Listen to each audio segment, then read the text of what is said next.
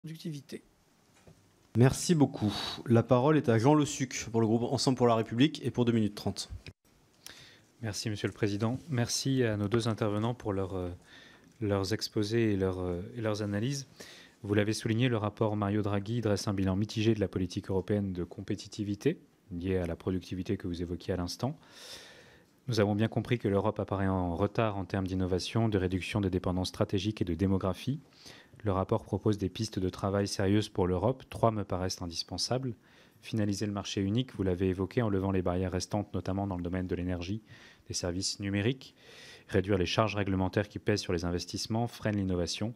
Et enfin, adapter la formation professionnelle aux nouveaux besoins industriels, y compris en matière d'industrie verte.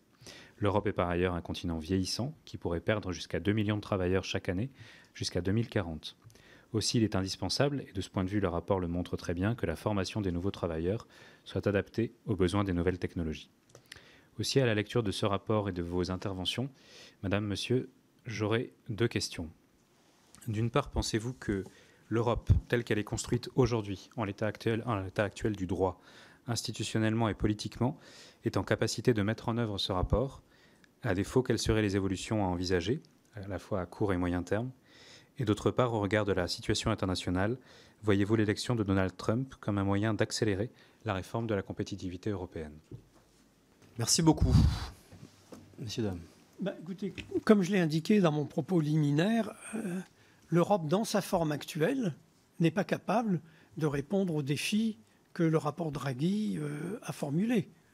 La meilleure preuve, c'est que Mario Draghi dit d'une part qu'il faut compléter le marché unique, parce qu'il estime que le marché unique a encore des trous, notamment en matière financière et en matière de marché des capitaux, et qu'en plus, il ajoute que même si on allait plus loin en matière d'intégration des marchés, ça ne suffirait pas, qu'il faut en plus avoir des politiques volontaristes sectorielles.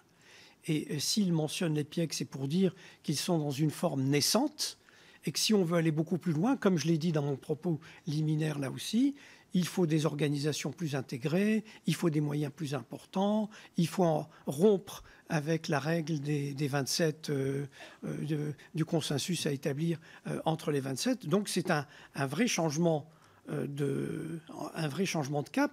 Et donc, si vous voulez, quand vous lisez le rapport Draghi, au fond, il y a 2 pistes possibles. La première piste, c'est de dire, au fond, quand même, au cours des dernières années, on a fait quelques avancées.